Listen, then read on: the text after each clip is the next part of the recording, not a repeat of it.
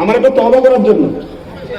ছেলে 1 মাস নাই, ছেলে আমার নিখোঁজ, ছেলে দিয়ে দিব, আপনি তওবা করে চলে আসেন, তাহলে বোঝা যায় ছেলে তাদের কাছে আছে। কথা বলেন, ছেলে দিয়ে দিব আমার, তওবা করবো। বললাম বাকি এটা আমার জানটা বাকি আছে। মোতালেব সালহি কি জিনিস এখনো সিরিয়াস নাই তোরা? কথা বল না, আমার ছেলে নিয়ে গেছ, জানলে আল্লাহ আমাকে কেমন থাকার তৌফিক দান করেন। সবাইটা আমি বলেন, আরো জোরে কর।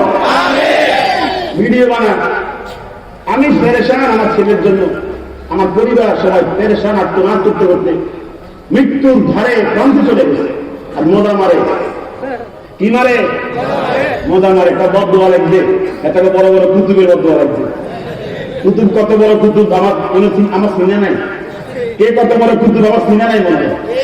আল্লাহ আমাদেরকে এই সমস্ত ফাত্তান থেকে হেফাজত করে। সবাই একটু আমিন বলেন জোরে। বিশ্ববিখ্যাত মুহাদ্দিস ইমাম বাইহাকী হাদিস রিওয়ায়াত করেছেন, রাসূলুল্লাহ সাল্লাল্লাহু আলাইহি সাল্লাম বলেছেন, লাম্মা খালাকাল্লাহু আদামা, আল্লাহ পাক যখন আদমকে বানালেন, খায়্যারা লি আদামা বানিহে, আদমকে সুযোগ দিলেন, হে আদম তুমি তোমার সন্তানদেরকে এক নজর দেখবা। আদম বলেছেন আমার সন্তানদেরকে এক নজর দেখতে চাই। আল্লাহ পাক সুযোগ দিয়ে দিলেন, ফাজাআলা ইয়ারা ফাদা ইলা বাদিহিম আলা বাদিন। আদম দেখে নবীদের শান এক মর্যাদার, রাসূলদের শান এক মর্যাদার, সাহাবায়ে কেরামদের শান এক মর্যাদার, এক এক পজিশন এক এক রকমের। ফাজাআলা ফারা মুহাম্মাদান, আদম দেখে মুহাম্মদ বলি সাল্লাল্লাহু, তার পজিশন মোস্ট পাওয়ার, তিনি এত পাওয়ারফুল, এত উপরে সম্মান আর কারো নাই। আদম বলেন এই মুহাম্মদের মর্যাদা, এত মর্যাদা কার? এই মুহাম্মদটা কে?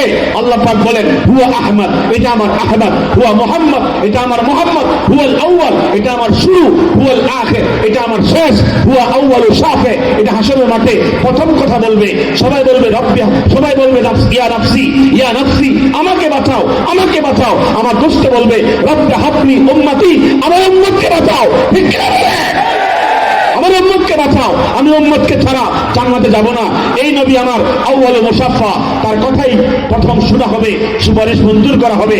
এই কথাগুলো শুনবার পরে রাসূলুল্লাহ সাল্লাল্লাহু আলাইহি সাল্লামের শান ও ইজ্জত ও সম্মান কে দিয়েছেন বলেন? কতক্ষণ কে দিয়েছেন? আমরা বাড়তি নতুন করে ইশক দেখাইয়া, নতুন কোন আকীদা বানাইয়া, নতুন কোন রকমের কথা বলে রাসূলকে শান বাড়াইতে গেলে এতে বোঝা যাবে ডাল কি কুছ কালা। কথা কোন ঠিক কি? আল্লাহ পাক আমি সকলকে, আমার এসার পরে বয়ান ছিল কি কারণে সিরিয়াল চেঞ্জ হয়ে গেছে, যার কারণে আমি সময় কম পেয়েছি।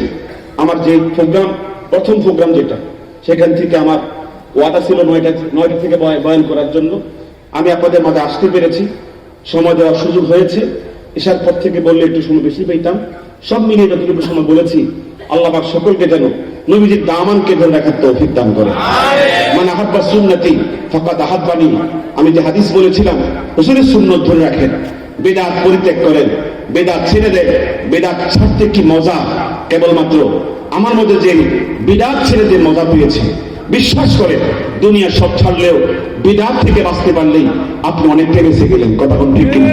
আল্লাহ যেন বিদআত থেকে বাঁচার তৌফিক দান করেন, সুন্নতের পথে, আলোর পথে আল্লাহ পাক সকলকে উঠায় নিয়ে আসেন। এটা আমিন বলেন জোরে।